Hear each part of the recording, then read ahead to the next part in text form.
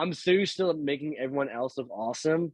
I love presenting everyone else that like when the camera's on me, I'm just kind of like, uh, I was supposed to be behind the camera, not in front of it. It's like a weird feeling, but again, I'm happy to come on here and just talk about some cool photo stuff.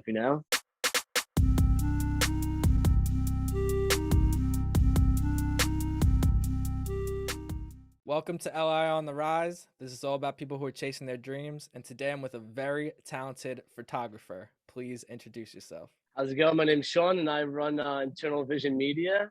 And I appreciate that comment. You are making a man blush. Yo, welcome to the show, man. Hey, man, happy to be here. It's really interesting being a photographer nowadays because, like, mostly everyone is on Instagram. And would that technically make everyone a photographer? To be honest, all right, hear me out. To some degree, yes. I feel like no matter what tool you use, whether it's an iPhone or a Galaxy or an actual camera, no matter the model, I feel like your eye is the most important tool when it comes to this art form. So, as long as you make some pretty dope stuff that you enjoy and you just love sharing, art's art at the end of the day, no matter how you do it. That's a good point. Yeah, the best piece of equipment is your eye. Exactly. You can hand a beginner, the most expensive camera on the market and hand a really professional dude an iPhone and have them compete and try to take the same photo and see what the difference between them two is. And you'd be surprised. Like it's just crazy how far technology is definitely coming, especially with photography, because now anyone could be one. I think that's awesome. You embrace that people can pursue it like a little easier nowadays. Absolutely, 100%. But at the end of the day, though, I feel like it all just comes down to what your eye sees, and how you become creative with it. At the end of the day, there's no real right way to do it or wrong way to do it. It's just all subjective, as any art form is. Yeah, I totally agree with you. When in the early stages, how did you like develop a good eye? So, how it first started, my sister back in 2016 got a Canon PowerShot camera, like a little one, nothing too crazy.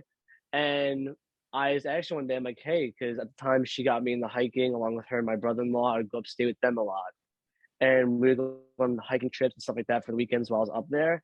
And I was like, hey, you know what? It'd be cool if I can bring a camera with me while I go on hikes here on the island and just take some really cool photos of anything that really catches my eye, whether it's something scenic or I see something along the drive, I can pull over, get some shots of. So I started borrowing her camera, and little by little, I was like, you know what? I kind of really enjoy this. So I started borrowing her camera more and more, and then eventually I was working at a warehouse. I was working about 12 to 14-hour shifts overnights, and with that, I was able to save up for my first actual camera, which was a Canon 60. Just honestly, man, the best way to really get the eye for it, no matter what kind of gear you have, is just by doing it. When you're creating something, it's like it's very rare someone hits that home run right off the bat. Oh yeah, and social media, it's a good thing, but also it's a bit of a double-edged sword too, because like let's say you're just starting out, you're gonna be comparing yourself to people with like thousands and thousands of likes on their photos, and it's like it's not about that. Like you again aspire to be better and keep pushing yourself in the art form, absolutely, but you can't always compare yourself to other people, especially when you first start out. If that's how you do it, it's gonna be really tricky down the road. So I think the best way for anyone who's starting out, just understand everyone's at different levels. Everyone's starting out differently. Some people get it quicker than others. Like I've seen a lot of new people on the island that picked up a camera recently and they fucking crush it. I love seeing that shit personally. If you're first getting into it, don't feel discouraged if you haven't found that eye yet. With any craft, it takes time. Exactly, man. I want to say I'm really glad that you're doing this because I remember I asked you to do this a very long time ago and you were like, "No, like I don't really like talking about myself." Yeah, it's just I'm so used to making everyone else look awesome. I love presenting everyone else that like when the camera's on me, I'm just kind of like, I was supposed to be behind the camera, not in front of it. It's like a weird feeling, but again, I'm happy to come on here and just talk about some cool photo stuff. Let's get into some of your photos. So, you have a lot of photos on your Instagram and I see people getting engaged and, photos at the skate park. I see mountains, I see waterfalls, but most of your photos are rock bands. What got you interested in taking photos of local bands? It's a bit of a funny story. Funny you should ask. Originally, I never planned on getting into that. I kind of just want to be a nature photographer and do it as fun and do it as a passion thing. Never really intended to go around shooting shows. It kind of just happened. But I can start from the beginning and sum it up perfectly. So when I got my first camera, my Canon 6D, I reconnected with my childhood friend Michael Marr. He's a phenomenal photographer and videographer. Anyone listening, look him up. He kills it.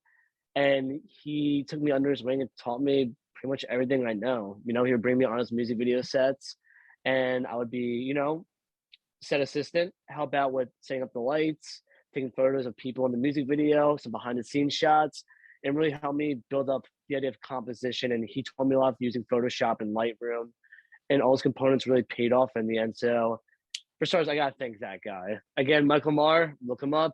He's a phenomenal photographer and videographer. You can't go wrong with him. But yeah, so little by little that happened, and then obviously I made Instagram, started sharing my work, and then Michael Marr reached out to me, and he was in a band called Role Model with our other buddy Dan, and they kind of asked me, "Hey, have you ever shot a music video before?" I'm like, "No, but why not? Sure, let's give it a try." So I kind of took lighting that I kind of learned from my mentor, lighting techniques and stuff like that. This is back in 2017, by the way. So I don't know what I'm doing. I have no idea what I'm doing, but I'm just full on winging it. And we did it in the church basement right next to Revolution. Rest in peace to that venue. With that, I got acquainted with Mike Marziano, who's in Soul Searcher. Yo, shout And out to Mike Marziano and Soul Searcher, man. They're fucking crazy, that band. oh, dude, I fucking love that guy. But yeah, so he's one who really brought me into the music scene. He started booking me for shows. One of my first ones actually with him when he opened up for Drake Bell back in about 2018, I'd say. It's been so long. Then also Sean Ragenbear from Blue, one of my close friends. He really pushed my stuff out there, to be honest. Yeah, dude, Ublu is an amazing fucking band, man. And everybody tuned in, you have to see them live. They are a wild card. I do love those boys. I do love Sean, my boy Nick, and the rest of the members. All great guys, man. But yeah, so working with Sean, and also he would book me a lot with this booking company, Cobalt Company. So he would have me shoot a lot of his shows, and I'm forced to be thrown in here and just meeting all these people. And little by little, I kind of start inching more into doing show photography, and it's been an awesome ride, dude. It's been awesome meeting all these people. Like I've met you through it. I met a lot of good friends through this music scene, and I'm grateful for it. You're at a venue and a band's rocking out. You got your camera, you want to take some good pictures. How do you get the perfect shot? Because everyone's moving around, going crazy. There's so much going on. Like, take me through that process. It's all about timing, honestly. Like if you know the songs for the local groups you're shooting, you become familiar with them. You see them a few times. You know, all right, this part's gonna happen. They're gonna go buck wild for this part. I need to be at this spot, that spot. But also, it's just random. You know, you just gotta kind of roll the dice in that one. Just hope that you're in the right spot at the right time. I see you taking pictures at these small venues, but I also see you taking photos at these big festivals. And it's like, what's that experience like? Like, is it harder taking photos at a festival compared to like a small music venue? So it's definitely a big game changer. Because I feel like with the smaller venues, you know what you're getting yourself into. It's a lot easier to control. Aside from big venue, we have these massive crowds, and you kind of got to shimmy your way through the crowd with your camera, and just hope to God no one knocks it out of your hand. It's definitely a lot more control in smaller venues, but also I do have the chaoticness of the bigger venues because obviously they come with a lot of cooler lights and all that good stuff. So you could find really cool ways to be creative with everything. But then again, I do love the smaller venues too because it's where I started. You know, it feels like I've been doing it for a while. So it's always going to come back to small venues aside from shooting big venues nowadays. You are someone who's been like very active in the music scene for a very long time. And I want to know, like, who do you feel are some of the most talented people out here? Ah, dude, that's a tough one. You have got a lot of killers on the island, the music scene. Definitely Karma Versa, in my opinion. I love Karma Versa. Those are my guys. Oscar, that one was for you. Um, Sargasm, they're great as well. Obviously, Ublu, got to throw them in there. There's just a lot of really good, talented people. It's hard to narrow it down, in my opinion. It's hard to shout out everyone because too many people remember. I have short term memory as it is. I can't ration like through each name off the top of my head. But if anyone's listening, you guys are all doing great and keep doing your thing. That was a good way to put it. Brutal honesty, brutal honesty. You have a lot of photos of animals. I see a seal, a squirrel, a bird, a fox, and one thing about animals is they don't hold still. That they don't, and it makes it aggravating, but so worth it when you finally get that shot. So I wanted to ask, like, how do you get that perfect shot of a fucking animal that like doesn't know what's going on? It doesn't, doesn't know its pictures being taken. It's just living. Like, how do you get that perfect picture? Definitely a zoom lens. You need a zoom lens for that type of stuff, and just be very quiet and be at a distance, and just really hope that they don't see you. It definitely takes a lot. It definitely takes a lot of time. Like one of my hardest shots I ever had to get was it was back in 2020 when COVID first started happening. I was going hiking out east, and I really want to shot an owl. So I found this one nature preserve where they had a family of owls that always come out towards sunset. So for about 2 weeks straight, I would go there at least 3 times a week. And after 3 weeks, after about 2 to 3 weeks, I'm walking through the woods. I'm like, I'm never gonna get this shot of an owl. This sucks. Never. I'm never gonna get one. As I'm walking back to my car, I hear an owl hooting up in a tree. I'm like, oh, this is it. Okay, let's get it. So try to be as quiet as I could, use my zoom lens, got the shot, and it stuff like that definitely makes it all the while worth it. Definitely. And sometimes patience is it pays off. For sure. And also going out in like any nature preserve alone with your camera, it's in my opinion one of the most therapeutic things you could do. Wow, I like that.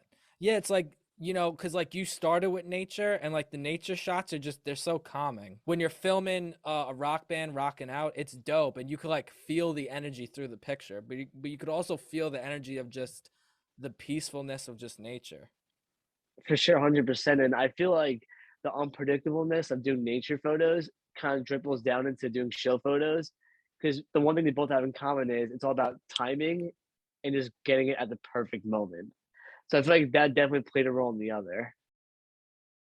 So on the topic of animals, do you own any pets?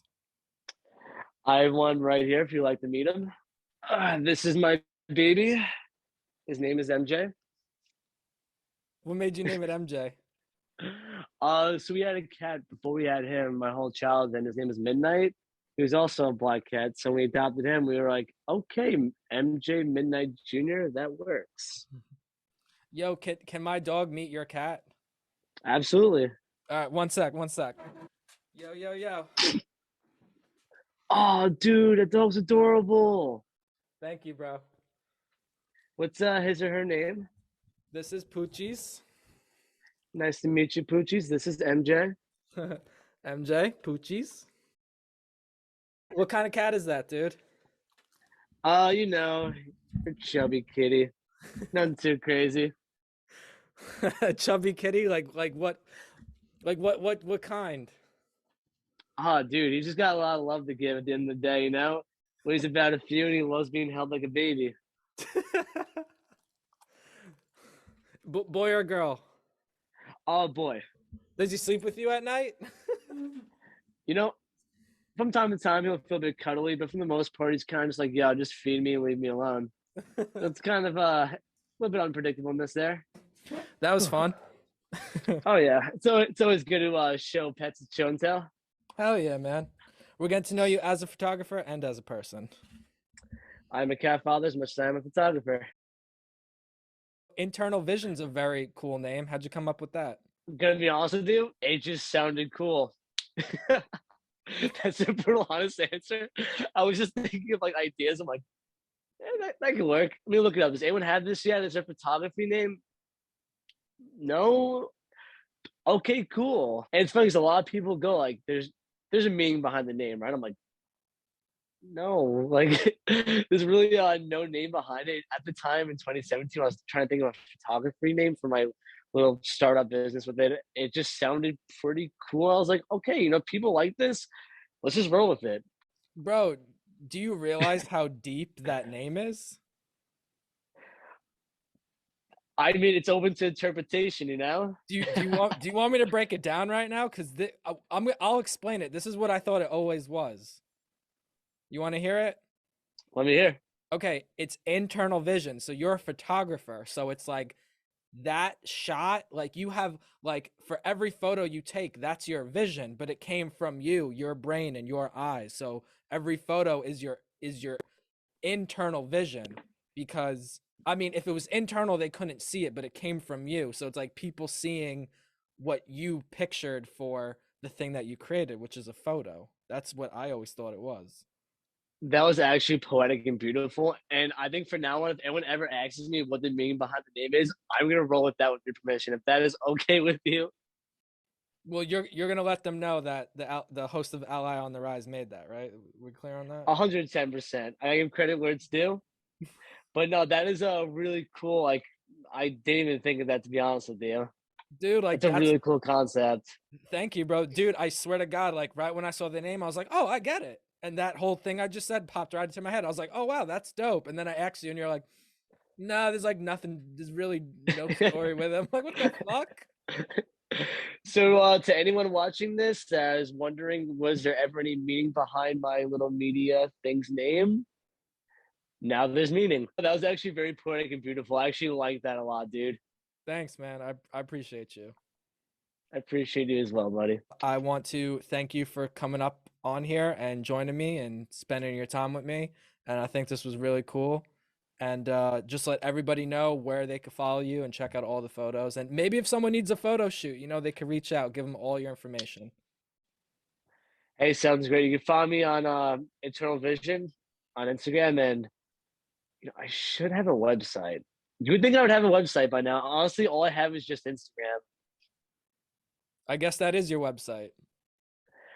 Essentially, maybe coming soon, we'll have a website. You'll find me there, internalvision.com or .org, whatever people do nowadays. .net. Do they still do .net? Dude, I don't know what's going on in this fucked up world anymore. But for the most part, though, you can find my photos on internal.vision on Instagram, and I hope you guys enjoy my work as much as I enjoy you guys enjoying it. And that makes that tongue twister of a sentence made sense at all. Now, that was some poetry right there, my dude.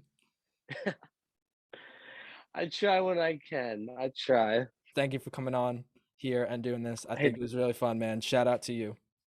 hey, man, thank you for having me on here again. I'm happy to see you out here killing it again.